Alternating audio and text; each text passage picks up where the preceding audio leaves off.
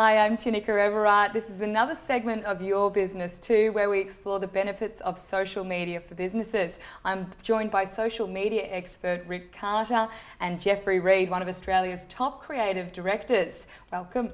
Now, tell us a little bit about what Brand Stories does. Brand Stories, it's basically a new way of reaching using social media to reach people. Probably the quickest way to describe it, it's like a mini movie, a little viral video that goes out through social media. Oh, sounds wonderful. Geoffrey, you really got into this because you started to see the demise of the 30-second commercial some years ago? Yeah, I think the traditional television advertising model is still working to some degree, but the take-up of new media, the use of social media as the way in which the consumer is spending more and more time is taking them away from what is now called heritage media in actual fact. So people are looking for ways to explore the new media. So kind of away from the traditional forms of TV and kind of into internet TV, like Australia Live TV? I think internet television is very much a part of it, and I think the growth in internet television, I think we're just seeing the beginnings of that. You know, consumers want to basically take their media when they want to see it. So the prospect of the old sort of television model about programming at a particular time, you know, people want to, basically consume their media at their own time, at their own leisure. And I think the advertising industry has been fairly slow to address the new phenomenon. Yeah. The people ask me about the way in which, pardon me, the way in which advertisers are now dealing with the new social media, and their solution to that is to actually resize their ads. So they're just making the commercials longer, but that's not working because in social media people don't like advertising very much. So the trick with Brand Stories is to find a way through that natural resistance to the intrusion of advertising.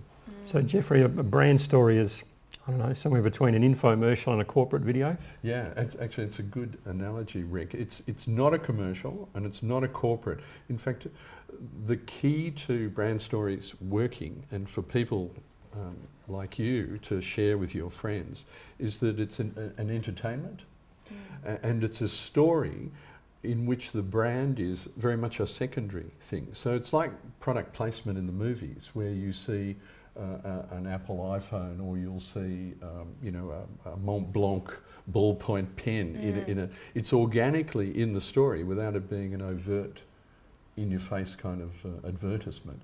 And it's getting through that barrier that encourages people to say, here's a great story, I'm going to share it with my friends. So Geoffrey, instead of the focus on promoting the product, the focus is on telling the story of the product and maybe the elevator pitch for that product as opposed to the glossy, in-your-face kind of ad.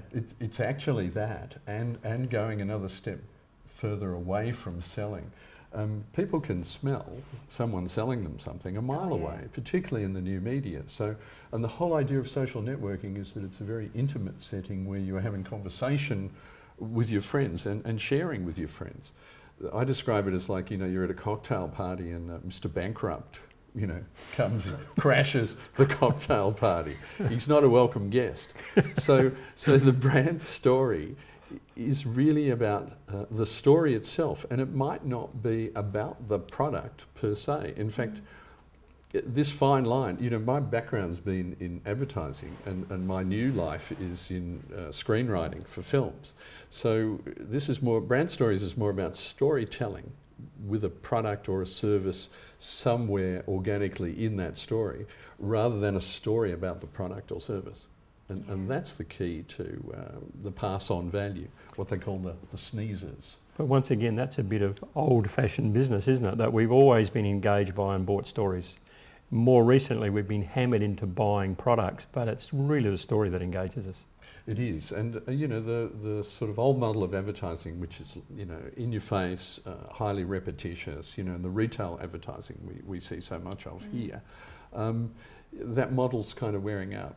And I think in the new world, if you see a story with a product in it that's funny or that's entertaining, and that you can say, that's great, you got me. And it's the sort of thing you will share with your friends. It's definitely making it more creative as well.